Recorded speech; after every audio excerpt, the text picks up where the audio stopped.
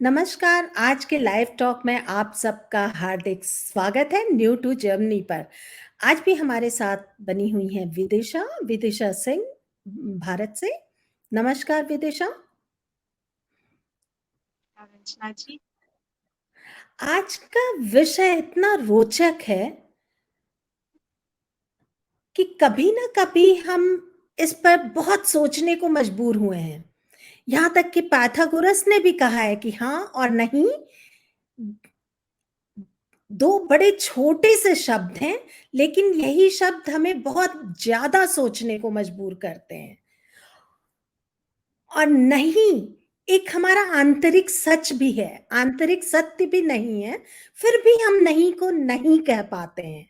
और अगर कह भी लेते हैं ना, तो बड़े अपराध बोध से ग्रसित हो जाते हैं। आइए जानते हैं आज विदिशा से कि हम कैसे नहीं को पहुंचा पाए लोगों तक या कह पाए लोगों से कि हम ये नहीं करना चाहते बिना किसी अपराध बोध के। नमस्कार विदिशा।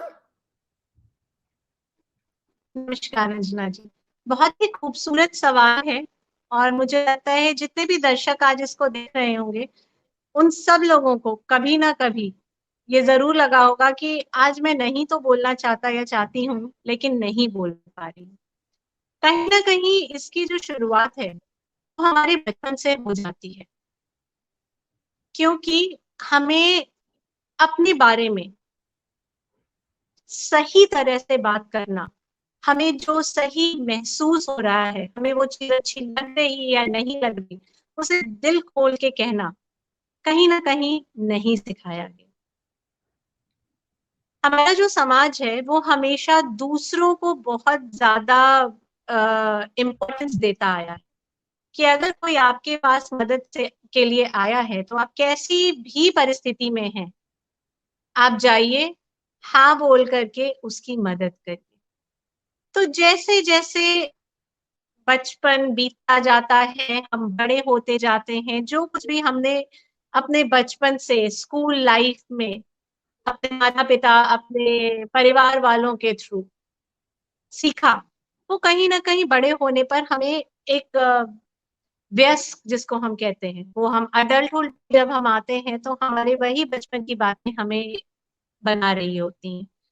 तो क्या होता है अंजना जी कि जब सपोज एक बहुत छोटी सी बात है कि आपके भाई या बहन ने आपको एक बर्थडे पार्टी पे इनवाइट किया और आप वहां नहीं जाना चाहती हैं क्योंकि आपकी तबीयत ठीक नहीं है। इनविटेशन 2 दिन पहले से आएगा, लेकिन वो जो 2 दिन है आप नहीं बोलने के चक्कर में कहीं ना कहीं इतना ज्यादा सोच में पड़ जाएंगी कि शायद आप और ज्यादा बीमार पड़ जाएंगी।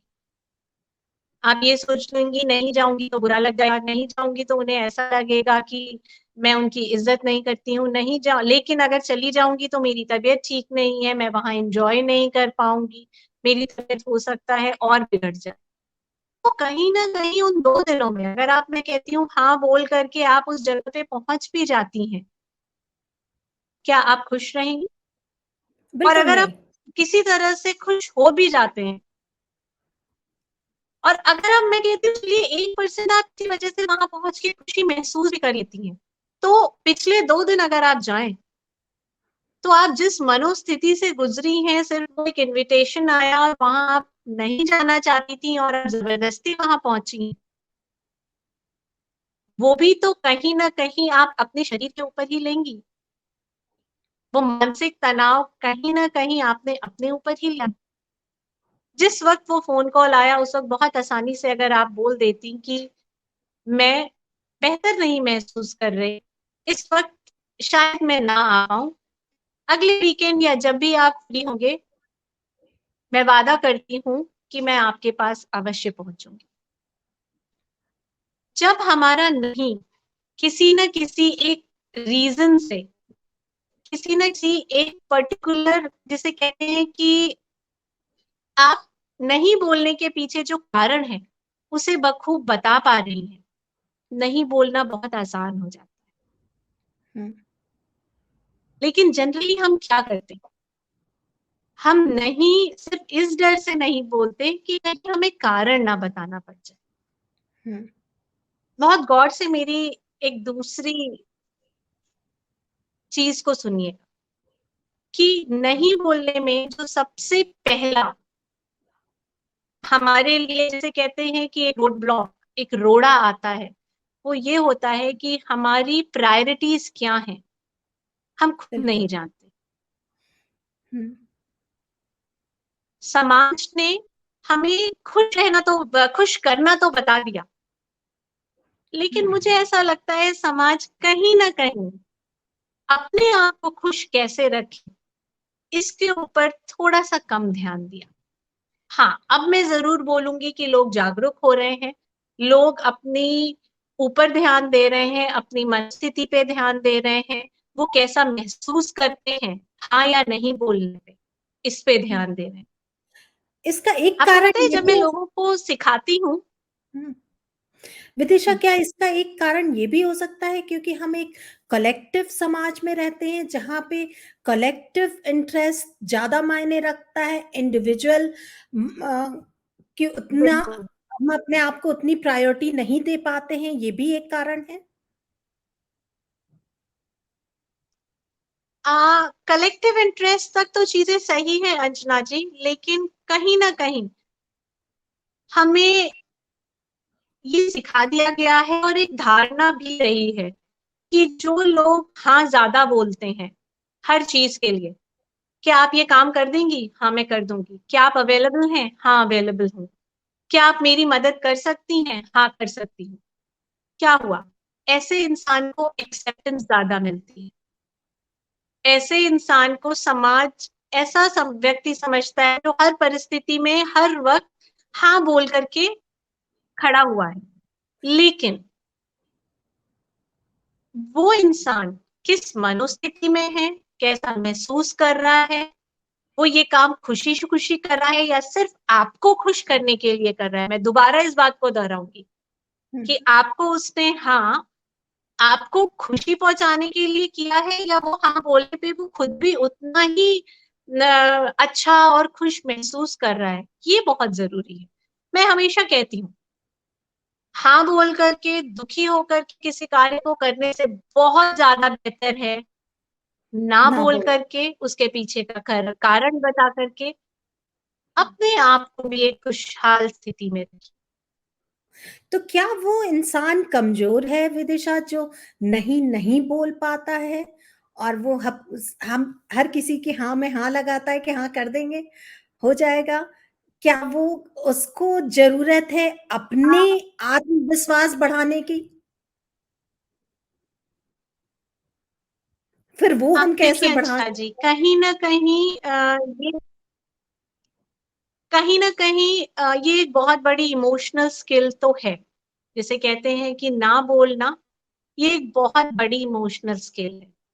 तो मैं ये नहीं बोलूंगी कि मैं लोगों को ये सिखाती हूँ कि ना कैसे बोलें, बल्कि मैं ये जरूर बोलूंगी, क्योंकि मैं हमेशा कहती हूँ कि हर काम को करने के लिए तैयार रहिए, हाँ बोलिए, आगे बढ़िए जीवन में। तो ऐसा क्यों नहीं हो सकता कि आप अपने आसपास ऐसे लोगों को रखें जो आपको बहुत बेहतर तरह से जाने, जो आपसे उसी तरह के सवाल करें जिसमें आप ज्यादा से ज्यादा हाँ बोल सकते हैं। अगर आपको पता है कि मैं किसी कार्य में अच्छी नहीं हूं, या मैं वो कार्य बहुत दिल से नहीं कर पाऊंगी, और आप मेरे उस क्लोज नेट सर्कल में आती हैं, तो आप मुझसे वो कार्य करने को कहेंगी ही नहीं, बल्कि आप मुझे ये बोलेंगी क्योंकि मुझे पता था कि ये चीज तुम बेहतर ढंग से नहीं कर पाओगी, तुम्हारा मन नहीं लगेगा, इसीलिए मैंने ये किसी और को दे दिया है, क्या इसकी जगह तुम ये वाला कार्य कर पाओगी? हैं? लेकिन ये भी तो हो सकता है विदिशा कि मैं किसी को उस काम में उसका कॉन्फिडेंस बढ़ाना चाहती हूँ, और वो मैं कोशिश कर रही हूँ कि वो इंसान वो काम सीखे, क्योंकि वो नहीं कर पा रहा है इसलिए मैं हमेशा उसको वो काम दे रही हूँ। तो अंजना जी, उसके लिए बहुत ज्यादा जरूरी है कि अगर वो एक आपके ऑफिस का कोई बंदा है, चाहे आपके घर का परिवार का कोई बंदा नहीं क्यों ना हो, अगर वो बड़ा है, वो समझदार है, तो आप उसके पीछे का रीजन भी उसे बता दें कि ये काम है तुम बार बार ना बोल रहे हो, फिर भी मैं तुम्हें ये काम इसलिए दे रही हूँ क्योंकि मुझे पूरा विश्वास है कि इस काम को तुम कर सकते हो और एक ना एक दिन तुम इसमें सक्सेसफुल जरूर होगे।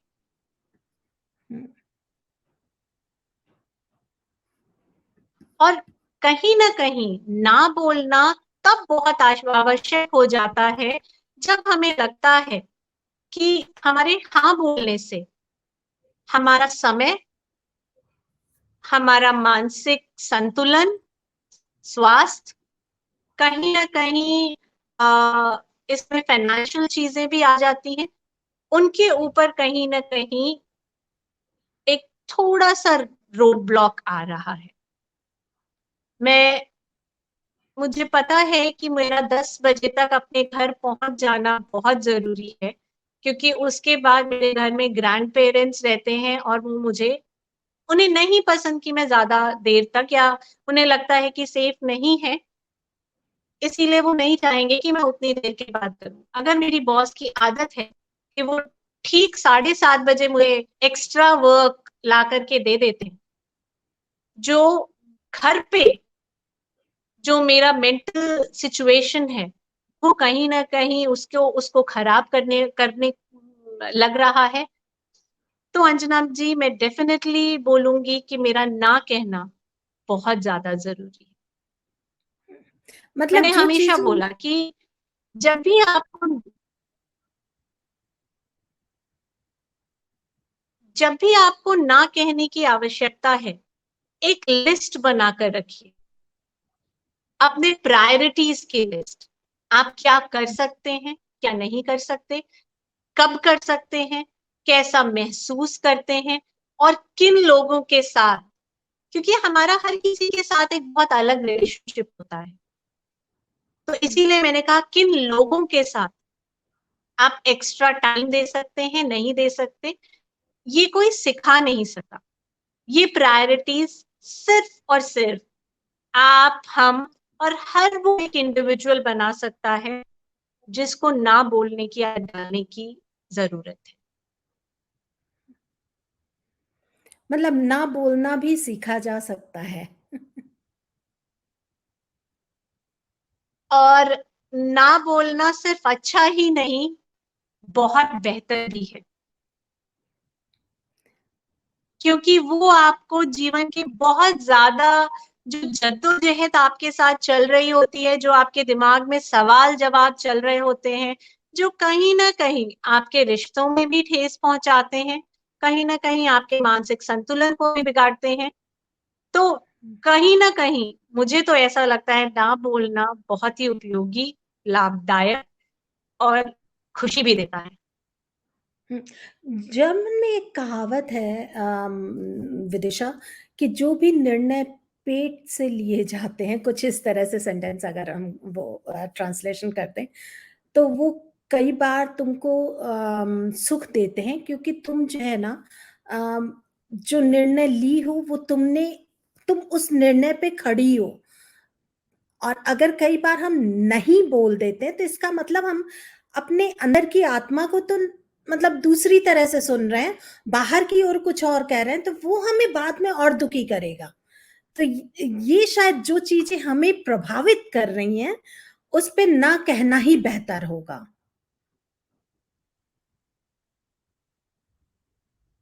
बिल्कुल।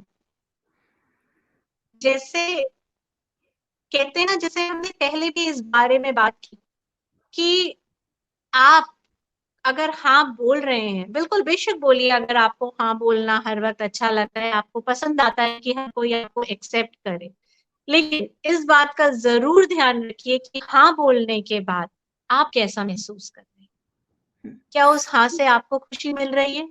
क्या वो एक्स्ट्रा टाइम जो आप देना चाहते हैं उसमें आप संतुष्ट हैं? अगर आप संतुष्ट हैं तो बहुत बेहतर है। और दूसरी चीज विदिशा, कभी कभी जो हम हाँ सबके साथ हाँ लगाए रहते हैं, वो एक तरह से हमारा मिसयूज भी होता है। उस पे भी ध्यान देना चाहिए कि क्या हम बड़ी आसानी से हाँ कर देते हैं, बिल्कुल इसलिए लोग होता है। हमें से पूछते हैं। क्योंकि मैं नहीं पे बहुत ज़्यादा वर्क की हूँ, अपने नहीं बोलने पर। और मैंने ये सीखा है कि लोगों को फ़र्क नहीं पड़ता तुमने हाँ बोला, नहीं बोला। वो तो बस ऐसे ही पूछ लेते हैं क्योंकि तुम मदर टेरेसा बनी हुई हो। और ये मेरी थोड़ी-सी प्रॉब्लम है क्योंकि मैं हर चीज़ पे हाँ बोल देती हूँ, लेकिन मैंने बहुत काम किया पिछले 16 सालों में। और आज मैं मतलब जो तुमने कहा ना कि अपनी प्रायोरिटी लिस्ट बनाएँ और उस हिसाब से काम करें, तो मैंने अपनी सबसे पहले, शायद ये दर्शकों के लिए भी एक आसान सा यंत्र हो सकता है, मैंने अपने लिए एक इनर सर्कल बनाए, एक सर्कल बनाया, उसमें देखा कि कौन हमारे प्रायोरिटी उसमें आता है, और उसके बाद मैंने अपने सबको बांट दिया। और जो लोग हमारे बिल्कुल अंदरूनी घेरे में है ना, मैं उनके लिए 24 घंटे अपने फोन ऑन रखती हूँ। लेकिन जो हमारे उस घेरे से बाहर लोग हैं, वो रात में फोन करेंगे तो मुझे सुनाई नहीं पड़ता, तो मुझे लगता है कि जो मैसेज मुझे सुनाई नहीं पड़ा वो कोई फर्क भी नहीं करेगा, और मैं उठ के रात बिरात कहीं चली भी नहीं जाऊंगी, क्योंकि अगर किसी का फोन आया, किसी ने कुछ मदद मांगी, तो अंजना चली जाएगी। तो इससे अच्छा मैंने अपने आप पे ही वर्क करना शुरू किया कि कैसे मैं अपने आप को फिट रख सकती हूँ। अगर मैं नहीं कहती हूँ तो ना सुनूंगी ना कहूंगी। जिसको भी फोन करना है, मेरा फोन 10 बजे के बाद खुलता है। तो शायद ये जिस एक दिन आप समाज की, ये एक जिसे कहते हैं ना कि इस पूरे सेशन का ये एक सार है अंजना जी, जो चंद लाइनों में आपने बाद में अभी बोला कि अगर आप समाज की बातों को लेकर के चलेंगी, तो वो आपको शायद हर वक्त सिर्फ हाँ बोलना सिखाएगा, और उम्मीद भी ये करेगा कि हर सवाल का जवाब हाँ में है। लेकिन अगर आप उस समाज में अपने आप को भी एक बहुत अहम हिस्सा मानती हैं, तो कहीं ना कहीं ना कहना बहुत जरूरी है। क्योंकि देखिए, जो हम कार्य कर रहे हैं, सपोज जब आप मुझसे कोई सवाल पूछा जिसका जवाब हाँ या ना हो सकता है, तो सबसे पहले मैं ये डिसाइड करूंगी कि वो कार्य करने में जो मेरे एक्शंस हो रहे हैं और जो उसका रिजल्ट है, क्या वो बैलेंस्ड है, या मैं हाँ बोल के कार्य तो करती रह जा रही हूँ, लेकिन कहीं ना कहीं एक इम्बैलेंस मेरी अपनी लाइफ में क्रिएट हो रहा है। तो मेरी सारे दर्शकों से बहुत ज्यादा ये रिक्वेस्ट है कि ना शब्द, अगर आपको सुनना नहीं पसंद या आपको बोलना नहीं पसंद, तो फिर जैसे आपने बोला कि अपना सर्कल इतना, इनर सर्कल जो आपका है उसको इतना स्पेसिफिक कर लीजिए कि जो लोग आपसे सवाल पूछें उसका जवाब हाँ हो, और जिस लोगों को आप किसी तरह का जवाब दें उसका जवाब भी हाँ। ये मेरा मूल मंत्र है पिछले काफी सालों से, और मैं उसको लेके बहुत खुश हूँ, क्योंकि पहले मैं अगर कोई कभी भी मदद मांग लिया किसी ने, तो मैं देने को तैयार रहती थी, आज भी तैयार रहती हूँ, लेकिन एक निश्चित समय में। अगर वो मुझे बहुत प्रभावित नहीं कर रहा, मैं आज भी बहुत ज्यादा वो करती हूँ, लेकिन देख के कि वो मेरे स्वास्थ्य को तो नहीं प्रभावित कर रहा है, वो मेरे काम में तो अड़चन नहीं डाल रहा है, तब मैं करती हूँ, और जितना कर सकूं उतना करती हूँ। मदद करनी भी चाहिए। और मुझे लगता है कि यही हमें खत्म भी करना चाहिए। आज विदिशा से हमने सीखा कि हमको क्यों नहीं कहना चाहिए और कैसे हम कह सकते हैं। तो मेरी भी आप सबसे यही एक रिक्वेस्ट है कि नहीं कहना सीखिए। बहुत आसान तो नहीं है नहीं कहना, थोड़ा सा वर्क करना पड़ेगा, अपने आप पे भी वर्क करना पड़ेगा, क्योंकि नहीं कहना एक, जब हमने बचपन से ही नहीं सीखा तो उसको सीखने में भी समय चाहिए। तो आप अगर नहीं कहना चाहते हैं और नहीं कह पा रहे हैं, तो बहुत जरूरी है कि आप अपने ऊपर वर्क कीजिए, और ये आपको एक अंदरूनी खुशी देगा नहीं देके नहीं कहने के बाद, क्योंकि वैसे भी हम डिस्टर्ब हो जाते हैं अगर हम हाँ कह देते हैं जिस चीज को हम नहीं चाहते हैं। और ये आज यही विदिशा से हमें जानने को भी मिला कि नहीं कहना बहुत ज़रूरी है अपने स्वास्थ्य के लिए, अपने मानसिक स्वास्थ्य के लिए, अपने शारीरिक स्वास्थ्य के लिए, क्योंकि अगर हम मानसिक रूप से डिस्टर्ब रहेंगे, कभी ना कभी वो शारीरिक रूप से प्रभावित करता है। इन्हीं सब बातों के साथ आज की बातचीत हम खत्म करते हैं और अगले हफ्ते फिर से मिलेंगे। और विदिशा, बहुत बहुत धन्यवाद, फिर मुलाकात होगी। धन्यवाद अंजना जी।